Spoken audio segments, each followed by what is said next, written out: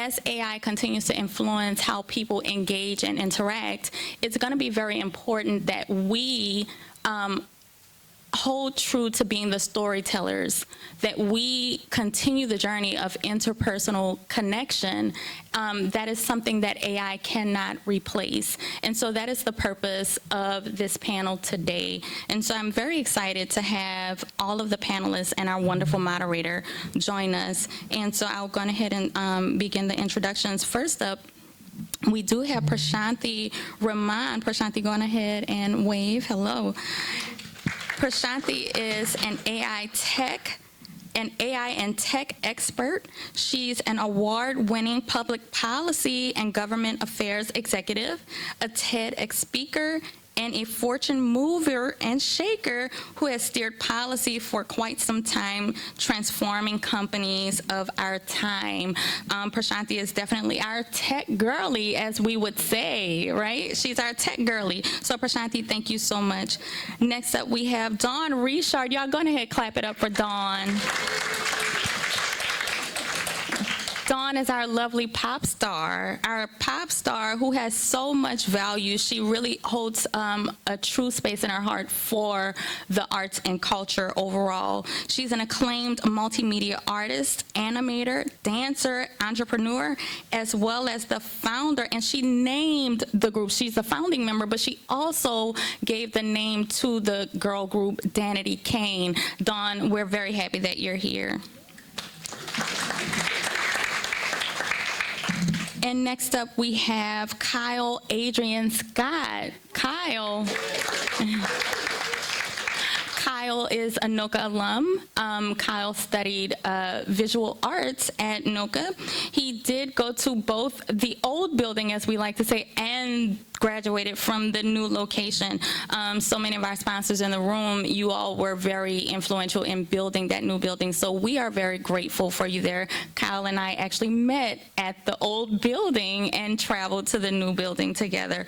Kyle is an award-winning filmmaker, director, and multidisciplinary artist.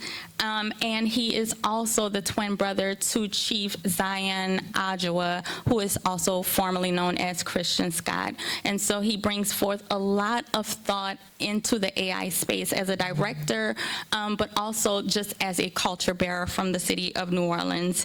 Kyle, thank you so much for being here. And the baby of the bunch, Malik 95. Malik is a Grammy Award-winning musician, producer, and music video director, and we get to say proudly that he is also a NOCCA alum. Malik, thank you so much for being here. And Gary Solomon Jr., the Gary Solomon Jr. Gary is currently the board president of NOCCA.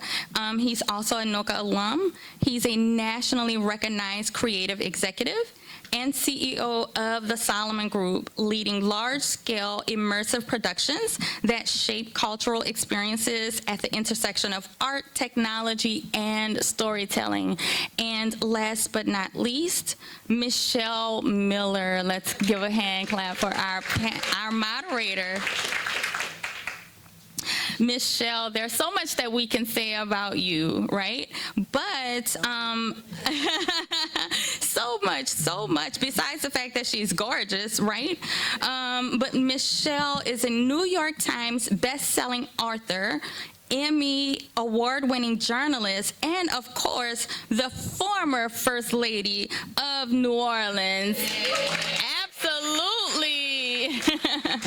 Thank you guys so much, and we'll go ahead and get started. Thank you. Can you all hear me? Hello. It's gone. It doesn't seem like it's on. Hello. Hey. Hey now. Hey New Orleans and all you folks who love New Orleans. How you doing, panelists?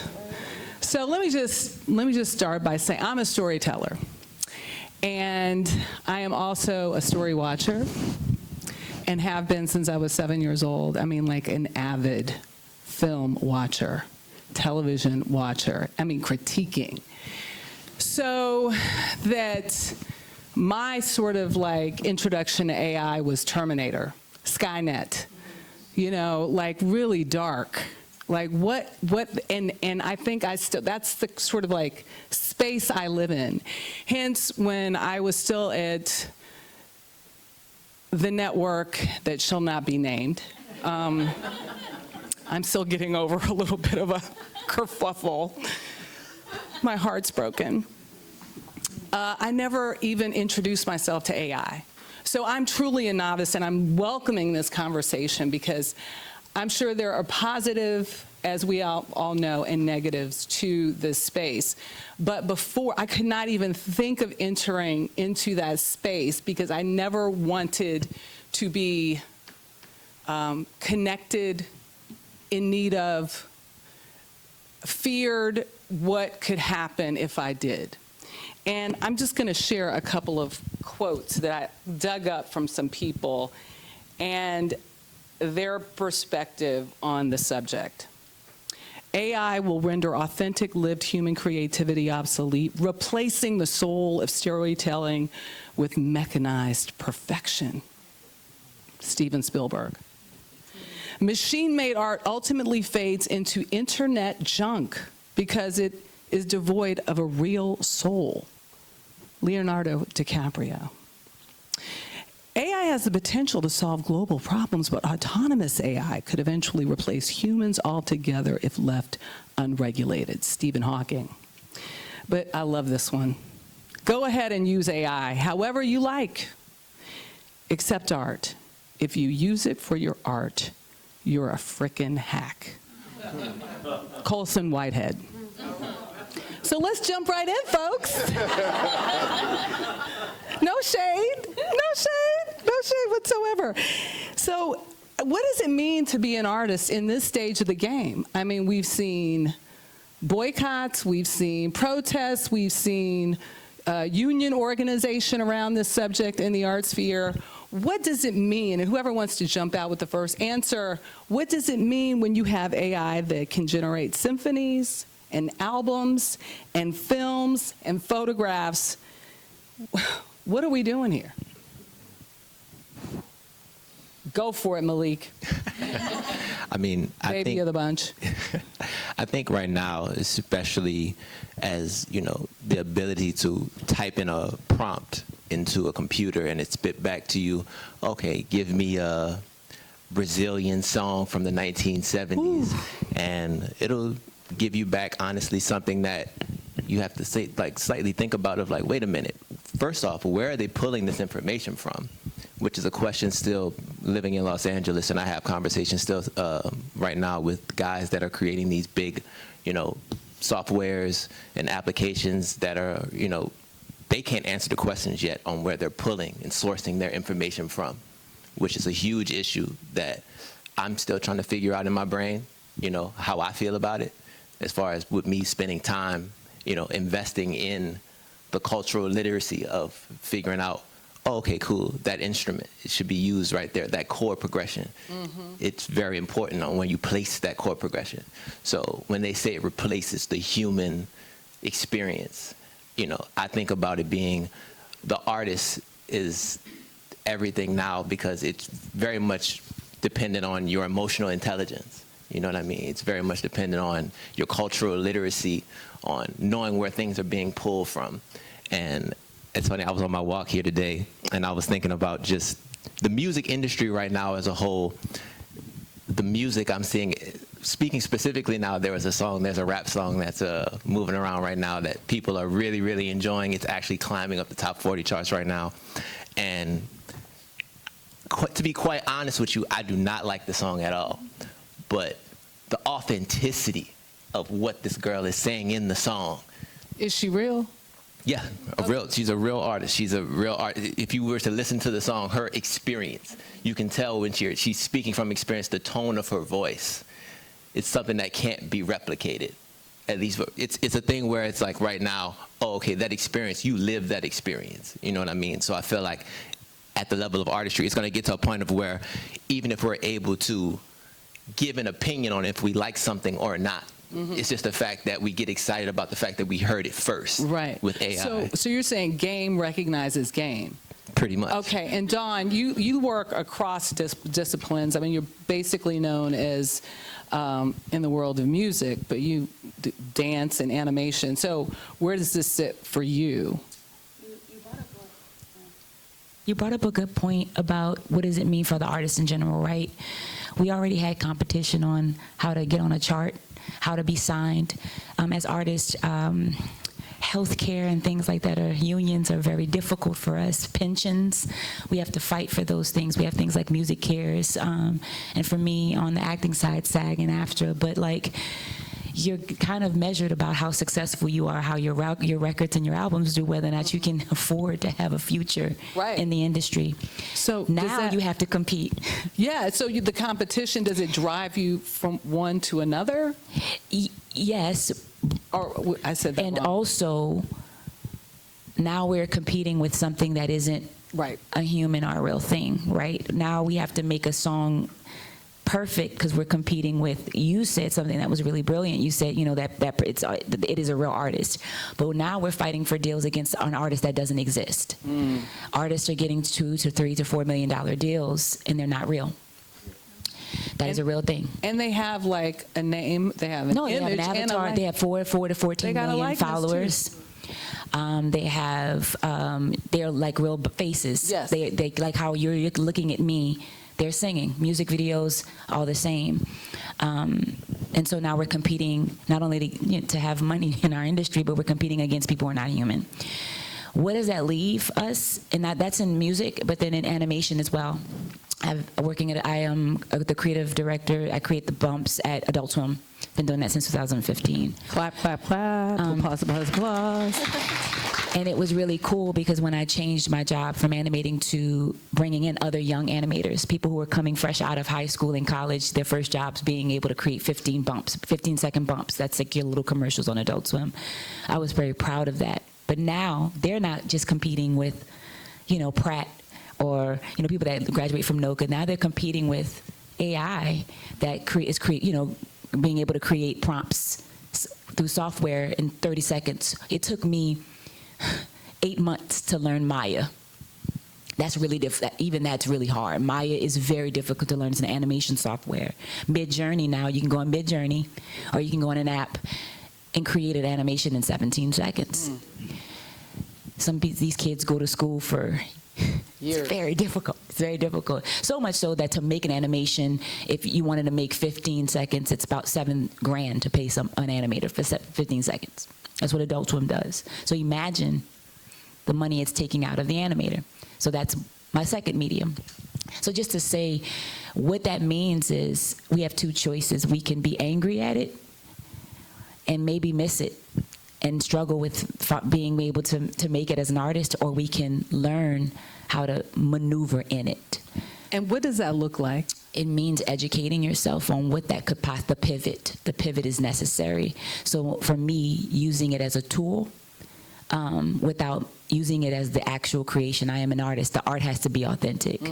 But whether or not I can use it as a tool or a prompt to say, okay, I'm going to create this animation. I'm going to build this animation. And then if I want to create a deck to sponsors, I'll have AI help me. The busy work. The busy work. That admin It's a tool. Stuff. Yeah, a tool. I won't use AI to make a song, but there is an app called Suno. Most of the artists that are getting these deals live off of Suno. You can say, I want an R&B song written about pain to sound like Janelle Monáe, and it'll sound exactly like her. You could have said Michelle Miller, because I'm like you, a budding singer. Obvious great singer. Yeah, saying. And it'll sound like you, and then it'll go on to be on a chart. What I would say is, rather than using that, maybe write a record, ask it and prompt it, and then take it and then inspire it to write your own thing. And then I actually encourage artists to see the difference, because that placement that you talk about, that human placement, is something that AI has not figured out yet. But I think the way you figure this out is you're going to have to maneuver and pivot and find yourself being able to work with these mechanisms, because whether you like AI or not, it's happening. Before I get, I'm like dying to get to you, but I gotta go to Kyle. I gotta go to Kyle because He's in the space of writing and directing film, and that's closer in alignment with what I do. I wish I could write film. I'm this close, y'all. I'm this close. Thanks to AI. No, I'm kidding. I said before I left that network. After, I think I'm like, okay, I'll tell you all about it later. Anyway, so over the last 3 years, and I want to thank Richard Reed for helping me with this question. You have been in the realm where we've seen movies created entirely by AI. Right? Yep. And we're also seeing outlets for them, like film festivals, and obviously online is just an open opportunity for them. So for a medium like film, which is meant to be experienced on screen, do you worry that people will become indifferent to actors and directors and writers?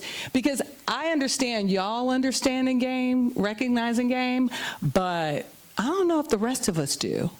Yeah. I really don't. Can you all hear me? It's funny. I feel as if the particular, frankly, I'll call it a threat, that AI poses is not purely the technology. It's also the people that are in the industry that are financiers, studios. Yeah. It's not just the AI itself. It's literally the way that film and cinema is transmitted to people. Less people, particularly younger people, are watching television and films. They're mostly using TikTok. We know that they're, frankly, AI operators that are helping to manufacture consent, if we're being frank, as opposed to human beings actually driving conversations and driving the construction of content.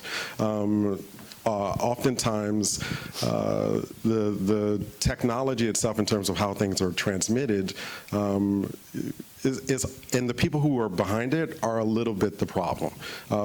Cinema as a form is supposed to be about the transmission of life itself. And therefore, if you had, that's literally— That is beautiful. No, well, that's you know, we like to say that in film, whereas the musicians have notes, human behavior is our notes, right? You're a poet too, I see. I'll take that. not as great a poet as you. But the difficulty is when you have people that are, because of their bottom lines, incentivized to ensure basically that whatever content they make just reaches as many people and gets flattened, homogenized, right?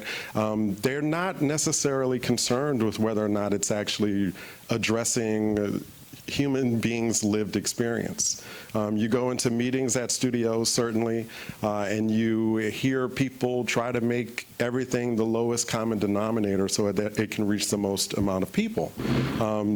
The technology is doing the same thing. You were speaking, we were talking earlier just about the idea of kind of specificity in human experience. As a musician, when you were younger, there may have been a lullaby that you heard your grandmother sing that may inform basically the melody of a beat.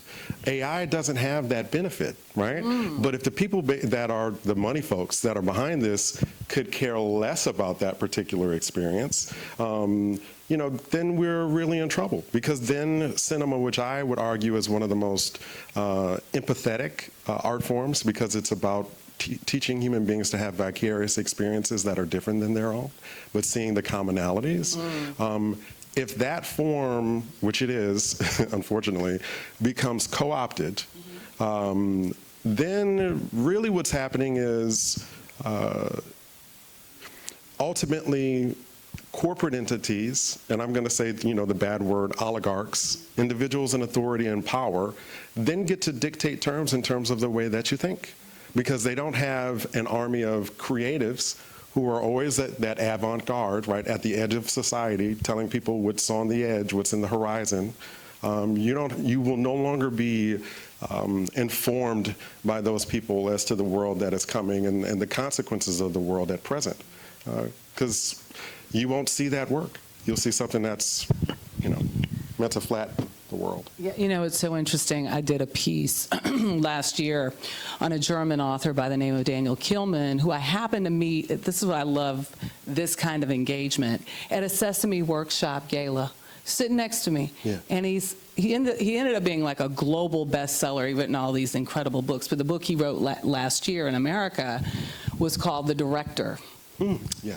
And it was a book about G.W. Pabst, who was this amazing Austrian director who left as he saw the growing state of fascism in his native Austria/Germany just across the border. And he fled to America at the same time that you saw these great other directors like, throw them out to me, oh gosh. Billy Wilder, thank you. Who else? Come on. Come on, audience participation. Otto Preminger, not Orson, he's an American. But all these Germans who moved to America either because they were Jewish or whatnot, or just were in the same category that he was.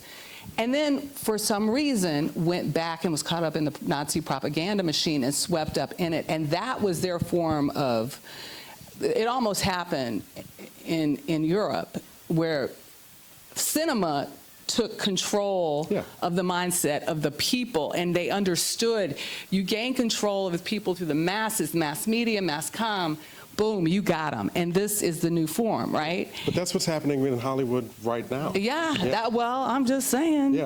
What is history is we don't learn from it, we're destined to repeat it. And so to that end, and I love that this was so like not planned, but the conversation, we're just following it. I love it. Shanika knew. So, Prashanthi, you are the policy maven, the queen when it comes to, you know, how policy is impacting. You're dealing with the whole AI and driverless cars. So I'm just curious if you see any I guess to the point at which government is going to step in and have a shift or have a conscience or however you want to describe it about what is taking place here. Are there any lessons that can be learned from what has already happened in this sphere? Feels like a leading question, Michelle. Is it leading? I like it. I like it. I don't mean to lead. That is not journalistic of me. So, you know, I've been working in the space of technology for decades now, work really at the cutting edge of emerging technology and writing the rules and regulations of the road. We like regulation now, don't we? Pun intended, given what I do, rules of the road. Yeah.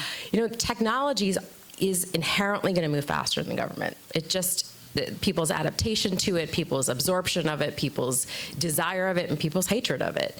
And the government is always a little bit slower. They're just one tick behind, and maybe more, depending on what city and state you live in. I think the piece to this is the stories that the artists have are irreplaceable. And the way in which I have worked in technology campaigns and policy campaigns across this country and the world is that those stories become the anchor for which policy can be made. Because right now, the companies, the oligarchs, if you will, thank you, Kyle, is that they're at the table. And the communities who are most often impacted are always the ones who have to survive the technology and not the ones who are shaping it. And so there is an opportunity, I think we're at a pivotal point, we're having a conversation about that right now, is to do number one, educate and tell your story. Tell it why it matters. Property rights become an incredibly important conversation in, you can't use my voice. That is my beat. Those are my words. And so property rights become something, we already have the basis of that, but what does that mean in this AI space? The SAG-AFTRA in 2023, 181 days, became a lot about that AI piece. What belongs to us as this union? And the second one is, to the point of organization, the power of community and the power of volume of people talking the same talking points become incredibly compelling to policymakers. The problem is we have a segmented version of that in the artistry world, right? The tech companies that are putting forth these principles have all already come together, have already coalesced, have already come up with 10 principles. When we were at Lyft, we worked with Uber and we said, you care about this, right? 97% of the time we're always on the same page. Great, that's what we're gonna pass.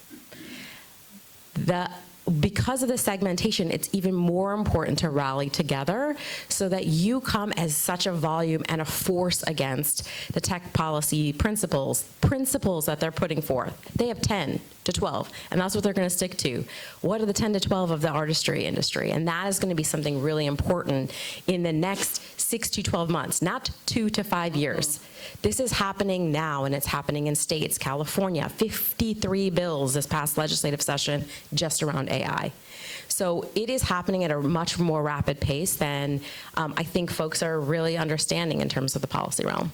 I was talking to an AI specialist, and he said, if you don't get, just us general Americans, not those of us in the space, but if we don't get in the know about how to use AI, or at least how to get ahead of the curve of what the norm is, in the next 18 months, we're going to be out of the picture. So if you aren't signing up for those courses, if you aren't like engaged, you best get involved in it. I say that because I'm curious as to what you see as the strategy, the quick and dirty strategy on how to, what would you advise artists to do in this moment? I think there are, we saw Dawn named like 5 different apps / usage / networks / languages to learn. There are hundreds and thousands of companies that are being built in the area that I live in now, the Bay Area, that are being based on every single industry possible. So can you possibly learn and adapt all of them? Absolutely not. But pick 5. Pick 3 to 5 and start dabbling with it, because you will start to see the deep fakes, you will start to see the inaccuracies, you will start to see the holes and the voids, because we all still have brains, right? We all still have human consciousness and brains. And I think it's important to then evaluate that thematically.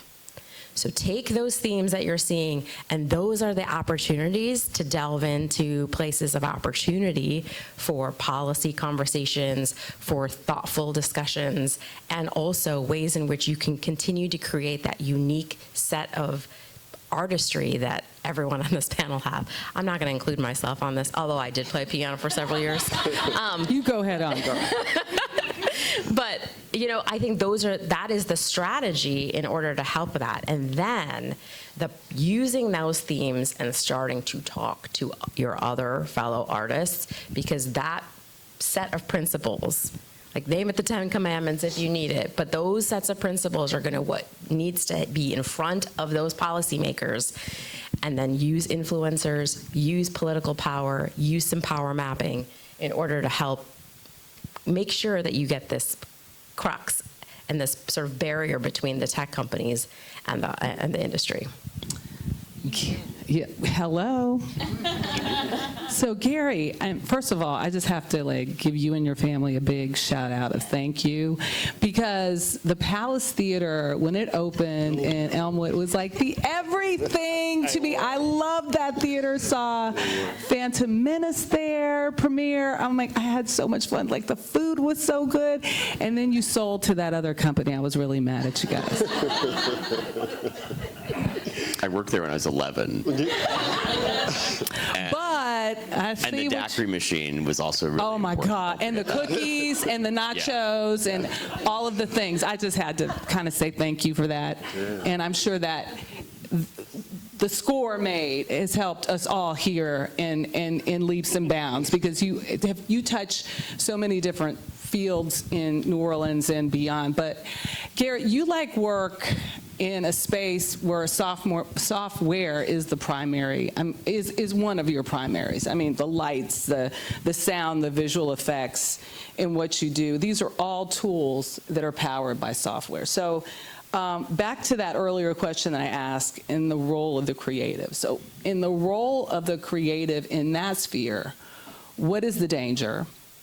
what is the access point, and what is the opportunity, and how do you stand out in real time against your competition?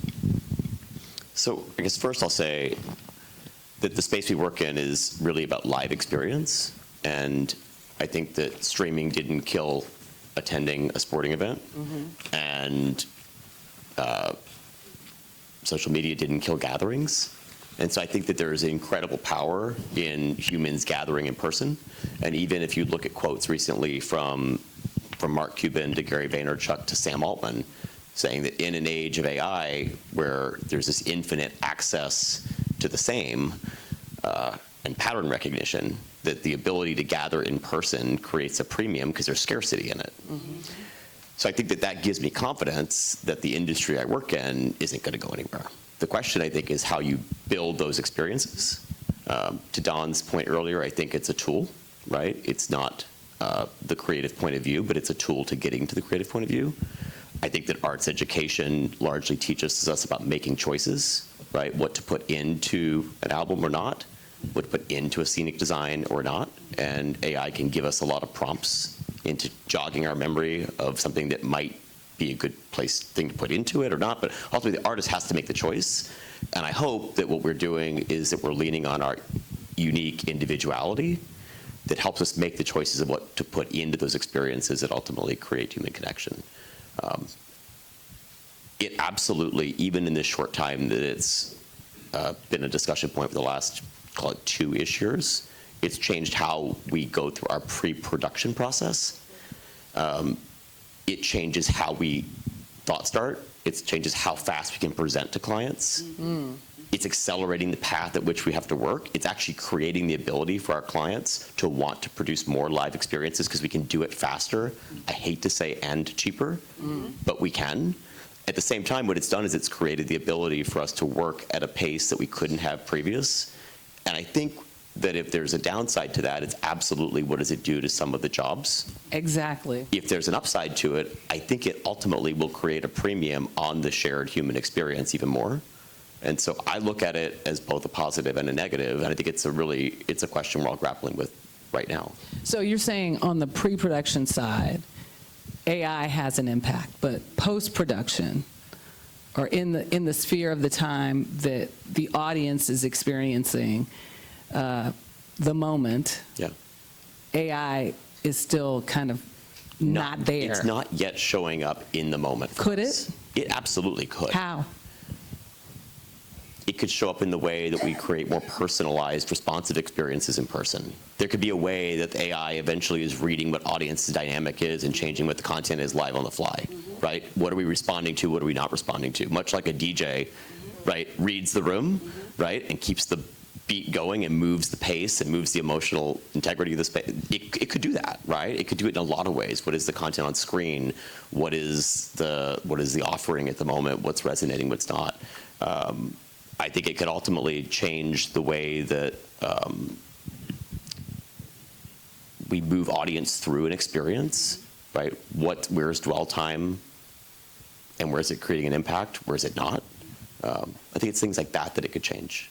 So, guys, we're looking, I don't even think the 5, 10, 20-year experience down the road and impact is the legitimate question. We're talking 18. Oh, like now. Yeah, like now. Really? It's really fast. And you nailed it. It's the positive and negative, but also I think it will get there where it can kind of curate. It's just not there yet, but it will get to a place where it can curate in real time the experience. AI is not there yet, but I believe it will be quite soon. So what do you tell those future generations in NOCCA? I mean, so we have this amazing experience, this Shakespearean experience. I'll pass it to you because I think you're going to have, because we talked about this on the phone. I think it's teaching the youth how to compete, job opportunities to be able to do that, but also the realization of that it's here, right? That what that means. I really lean on what you said, also letting youth know that there are spaces that are fighting that same fight. Like I work for I'm on the board of the Recording Academy and the No Fakes Act, and how policy is letting the youth know that there are places that they can learn from, know how to understand autonomy and IP, but also not making them unafraid that there are ways that they can learn how to have power in the space of AI. And you named what that is, and you'll have more detail in that. But I think not being afraid of it, facing it, giving it to them early, knowing what the market is looking like and preparing them for what that could look like can offer opportunity for them in that, but also understanding that they have safe spaces to say, this is what I will take and what I won't take. I could listen to her all day. I know. So I think one of the ways that we're seeing, part of what I've done in the last multiple decades is you got to shift the paradigm, right? So with ride sharing, Uber and Lyft, it was, okay, take the concept of don't get into a car with a stranger to get into a car with a stranger, but they're background checked. And then did autonomous vehicles get in a car with no one? Trust the computer, right? So these paradigm shifts are really important, and there's so much efficiency and cost benefits that we've been talking about. There's so much, there's so many positives, but what's happening with technology and the dissonance with policy is that the policy always has to ping pong, like sort of rubber band back on the bad things. You think about the Industrial Revolution, then all of a sudden child exploitation laws happened, right? So we have we have this history that we need to start to learn from. What I'm seeing in the education space is there is a big deficit of these graduating seniors into their early careers. I've been talking to early graduates or graduates who are trying their best to get into some of these companies, and AI is sort of usurping their skill set that they just learned. And so I think it's the role of the education systems and the academics is to start to raise what that means, to teach them to the skill set above the AI, which will, by the way, continue to iterate as these LLMs get bigger and bigger and better at what they're learning.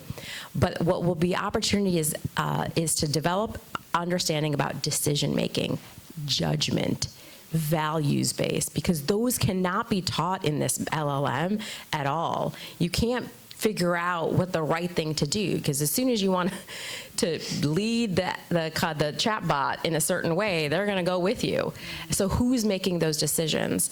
And then up-leveling sort of the engineering aspects of it, the software pieces to it, the math, the reading, the concepts that have to be just the one level up above AI, because that is where the baseline of those entry-level jobs are going to be. And that is something that I don't think that we have really taken account of. We've been talking about education and individualized learning for eons, and we still haven't totally figured it out. But I think the academic systems really need to sort of leapfrog a little bit of what they're doing. Otherwise, unfortunately, we're going to have a huge workforce problem with these people who are matriculating through the system. I kind of want to add to that, if you don't mind. I think It's one not of the, mine. It can be on my This is a just to panel. piggyback, You speak up. Well, I feel like one thing that people are not really talking about is the importance of arts education for a student, for an individual to learn themselves, right? Learning the arts is also personal development, psychological, spiritual, right? Certainly when I think about my experience at NOCCA, I knew who I thought I was, or just in any conservatory, but in NOCCA in particular. I knew who I thought I was, but the process of exploring myself creatively showed me who I really was. And the moment that one of the CAOs was talking about the fact that at some point thinking will be a utility. Right? What does that mean? Basically that if you train the AI well enough, it can do the thinking for you. So at some point, if right now they're giving a lot of this stuff away for free. You get to talk to it and tell it things to train it. But this is America, and capitalism is a thing. So at some point, you're gonna have to pay for that. And they recognize that if they train an entire generation or several generations not to do their own thinking, all of a sudden, Catnip. that's it. So, I think one of the values of arts education again, being at artists exist at the edge, right? They exist at the edge of a society. They can anticipate basically what the difficulties, what the problems are going to be. In addition to the interior development, there's also the social benefit. If you rob students of that capacity, that discernment, and then you have a generation of people who have been trained not to evaluate things for themselves. I think as a society we're in trouble. Everyone's child individually, that generation, they are in trouble. Their lives will be at frankly the whims of those who are servicing them with said utility, who have authority over them, and that's dangerous. Malik, you wanted to? Just to add a little bit to that point. Yes, as I think about it, with the idea of content now just being in abundance, the taste becomes scarce. You know what I mean? That becomes a thing where, okay, genuinely, we're going to have to go back and do our history, do our research on this, but also teaching kids on the front lines ethics. You know what I mean? Originality, imagination becomes currency. Have we been here before? And I say that in a sense, that you really hit on a point, that point of, you just said it, Malik. You just said it. What, the imagination would be? No, right before then. Taste? Huh? Is it about taste? Taste. Yeah. Thank you. Taste. And how we, I guess, are trained, but also like that innate gut check moment.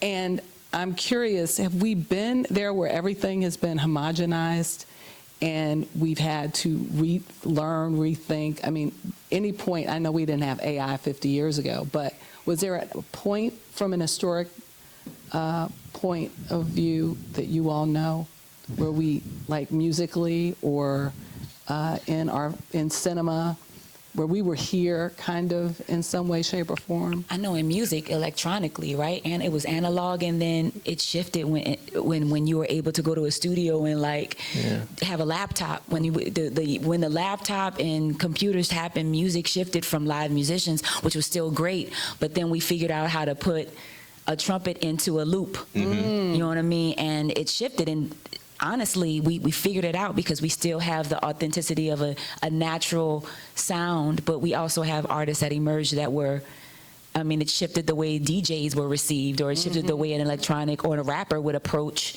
Definitely. I mean, the Gorillas were animation. They weren't even, they started coming out and you didn't even see their faces, you know what I mean? It evolved in that way. Definitely. But to lean on you, I think, and both of you, cultural experience is something that AI can figure it out. And I don't know if it ever will be able to truly find that, which is why a place like NOCCA or New Orleans specifically is so powerful, because that is something that no matter what you try to do, AI can do. A cultural lens, archival history, ancestral history, that type of thing, they don't understand or can't wrap their heads around. Yeah. And for artists who cultivate that, to me, well, in storytelling, that's something that they'll have an edge over. Yes. It's also a tricky thing because it means that you have to, the problem is that these people frankly lack sanctity. The people who are running these corporations will co-opt anything. So the difficulty is, as a creative person, how do you guard specific and unique cultural experiences? Like, for example, I was raised in the Black masking Indian tradition in New Orleans, right? So yeah, I know. That's a secret society. When we're talking, what's the secret society? The way that the way it functions, we're talking to each other, we're saying things that you don't know. And there's a reason for that, right? So the problem is the moment basically that you want to create something creatively, an expression that other people are allowed to engage in and to appreciate. But the difficulty is now, the moment that you do that, you actually open it up to be co-opted by these corporations, right? So part of it is recognizing that sharing is important, but also knowing the value of something being distinct and a part of your community and withholding certain things. Gary, when you're speaking to live events and the fact that people actually have to come to something in person and experience it, I think some of those things the cameras are gonna have to go off, and the phones are gonna have to be put in those little bags so that they can't record what you're doing, because otherwise, there are unique facets that are gonna get flattened, you know? Yeah, there's that happy medium. I remember when I put the Mardi Gras Indian experience on CBS Saturday Morning, and it just, people like, oh my gosh, this, like, I didn't know anything about it. And it was a moment, and then 60 Minutes did the story less than 2 years after I did it, like within a year. And I was like, that never happens for them. So it must have been a bump in a sense. And I say that to the caution here on this panel, to your point about, oh, we had the Industrial Revolution, and then, oh, all of a sudden we got these child labor laws. No, that's not what happened. There was tragedy. Right. The Triangle Shirtwaist Factory fire was the initiant, the Titanic sinking. That was, one changed child labor laws, changed fire codes, changed city codes. The other changed maritime law. I mean, tragedy and some disaster often has to happen before government steps in. And so I say that in respect. The hope, the dream, the caution, parting words, and we'll start with you, Garrick. The hope, in one word, the dream, the hope or the dream. Okay. Help me frame this differently. So the caution to this audience and the audience back at NOCCA, from your vantage point, the hope, the dream, and the caution to this audience. Well, I guess I'll speak to a student at NOCCA, maybe, in answering that question. Perfect. Because I think that I sit in a unique seat that I'm hiring creatives all the time. And I don't consider myself as creative as the three right here. Prashanthi, what? We both excluded ourselves. She did play piano. I played piano too, and I wasn't very good. I played it poorly. Look, I think that, like, from a hiring perspective, and I think about, you answered the question, like, what is the training? What is the value in the training? One of you were talking about, like, one of you effectively described the NOCCA DNA and what you're looking for someone to have embedded into an artist. And I think that's also, when you talked about the integrity, taste, a unique point of view, work ethic, et cetera, I think that those describe exactly what one would want to hire into a creative role. And I think when we look at a hiring perspective, you've got to know how to use the tools. Like, I think it's table stakes. If you don't know how to use the tools, and frankly, it's a great thing that the tools are becoming somewhat democratized, because a small artist probably has access to tools they wouldn't otherwise. But it does not replace their unique point of view or their taste or what makes them special. And I guess the hope is that every young artist thinks about the tool as a way to accelerate their career, to put themselves out into the world in a way that they couldn't otherwise. I think the dream of it is that it actually enhances artistic point of view, or enhances the distribution of one artistic point of view. But the fear of it is absolutely what you just described, is that you put it out into the world and it becomes part of the pattern recognition software, right? And then you're now part of just the pattern of the algorithm, because AI will never have a unique point of view or a unique original idea. It's just going to be synthesizing pattern, I believe. And maybe you could disagree with me on that, and you could tell me that fast forward a couple of years, it's going to be different. But right now, it is just about pattern recognition. It's about pattern output, and that becomes this sense of, like, creative homogeny that's just boring. So I think the fear of it is exactly as you described, Kyle, that, like, how do you make sure your unique point of view, your unique contribution to this world doesn't become so part of the homogeny? But I guess then we just have to keep leveling up what our shared experience is and what our unique point of view in this world is. Okay, Malik. It's funny, Prashanthi, you were talking about how they're so late on regulating these things, and I think about a time within, like, maybe in a year's time, as Dawn was talking about Suno, right, where it's just, you can immediately go and create a song and it spits it back out to you. There was an application before Suno called Udio, right? And there was a point in time just now where you can upload someone else's song, a song that Warner Records, Sony Music, they own this song, and you can go and duplicate this song. It gives you a pattern back of whatever this song has comprised of, and it can literally spit back a record similar to it. They just now, I would say in the past 6 months, did a contract with Warner, and I would say Warner and Sony just did like a $15 million deal, I would say, about this, and to figure out just now you can't upload, you're just now not being able to upload someone else's music to these websites. So it's interesting now when I think about where using these AI tools, I'm using it now, I'm looking at it, I'm fully dead set on the idea of using it just to expand on human expressionism. That's just where I'm at, because, you know, when I think about the idea of where music is going, I'm trying my best to understand, you know, the future of these tools and figuring out how we can solve the issues rather than create. We can pay producers, we can pay writers on time by using this AI tool rather than going trying to create the music. You know what I mean? We can go and try to figure out how to cut costs in that way by having this kind of autonomous way to do it. So, trying to figure that out. Kyle? In 30 seconds or less. Oh, okay. I'm kidding. You get a minute. Well, what I'll say, and I can go fast. What I'll say is, I'm just going to give a story, a quick story about years ago, maybe a decade ago. I gave a screening at NOCCA for a short film that I did about a young woman who was a white-collar worker, but also homeless after Hurricane Katrina. Name it? The name of the film is called Samaria. And in the film, it's really about a woman having to hide her indigence from the people that she works with, and her homelessness from her employer, but her employment from the people that she lives amongst, right? Wow. We did the screening at NOCCA, and there was a moment after the screening, I was talking to Elizabeth about this. There was a moment after the screening where one of the young ladies, a student at the school, came up to me and gave me a hug that I will never forget. She was teary-eyed. When she left, I was informed that the circumstances of that film were the circumstances of her family. Now, people may think that the benefit of creating something, a work of art, is an accolade or financial. There is nothing of greater value than that hug that young woman gave to me. For young artists at NOCCA, do not use this technology to rob yourself of opportunities like that.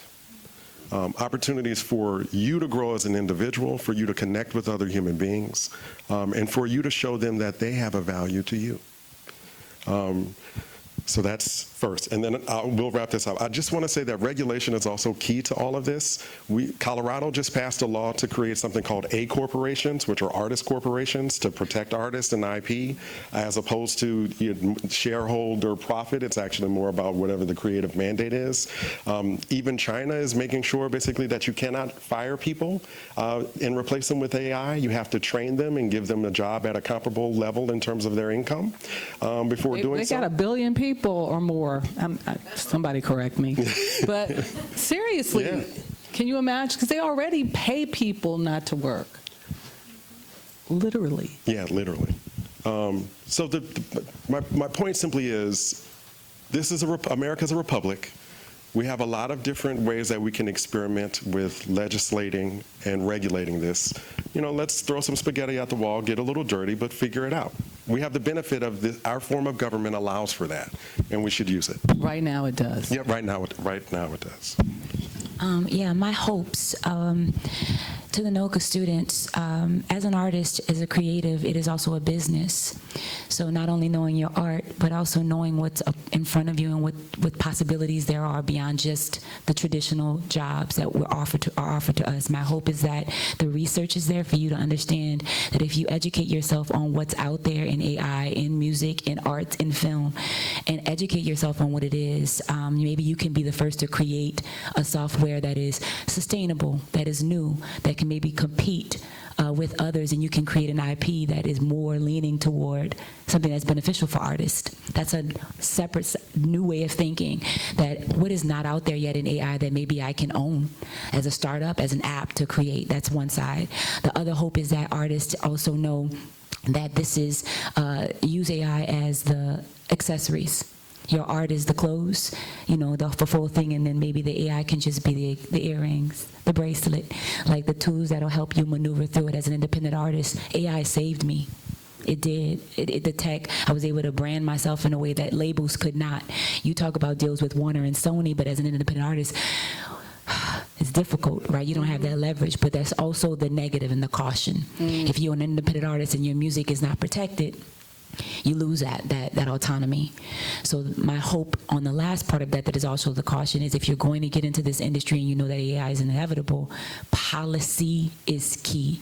Don't just allow others to speak for you as an independent, as a creative. Know what your market is, know what your industry is, learn the organizations that are fighting against policy that are on the Hill, like the No Fakes Act, like the Recording Academy, like different institutions, even NOCCA itself. There are incredible people in your states that, you know, get to know your councilman.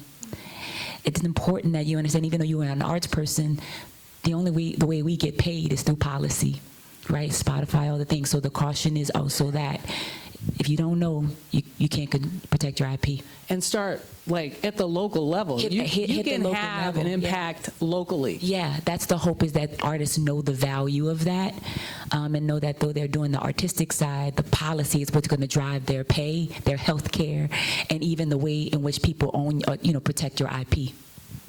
Okay.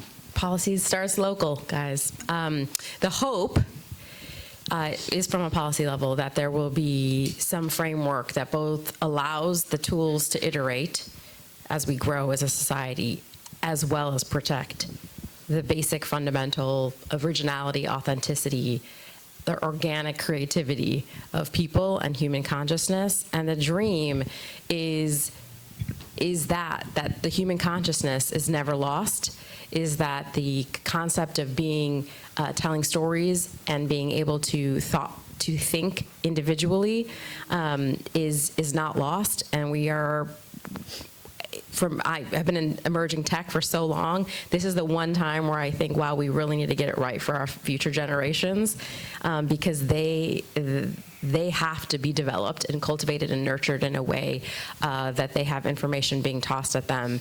And so the concept of teaching and parenting and guiding is so much more important. So that's my dream, is that we can hold that balance really well. And then my caution is very similar to Dawn here, is to get a seat at that table. Otherwise, you're on the menu. And what I have loved, I've spent a lot of time in New Orleans over my life, and one of my first moments was right after Katrina, doing all the revitalization work that I was down there for, and the sidewalks whisper, guys. Like, that is one of the most unique things about that city, is the sidewalks whisper. There's so much culture, history, stories involved in that. And that is, again, the thing that changes policy. Those stories and that experience, whereas your local policymakers need to hear, your state folks need to hear, the executive offices need to hear, as well as, of course, your members of Congress. So I just think it's really important to make sure that you're using your voice authentically and openly. Yeah, we sit here, and the story that we're telling is a story of creativity, but it truly is a story of belonging, because this space of artistry brings people together. There is a sense of culture, and that is an expression of how we belong in the space. I wrote a book called Belonging. Part of my next venture is belonging, and making the connection between who we are, who we want to be, who we hope to be, and what we will be. Because this is a most pivotal time in our history. The next 2 years will determine the next century. And if you think I am playing, and I don't know what I'm talking about, because I don't usually espouse points of view, all you got to go do is check out 140 years ago. I'm bad with math. 1896. 1896, a lot happened in that year. It changed the trajectory of our country. A house divided cannot stand.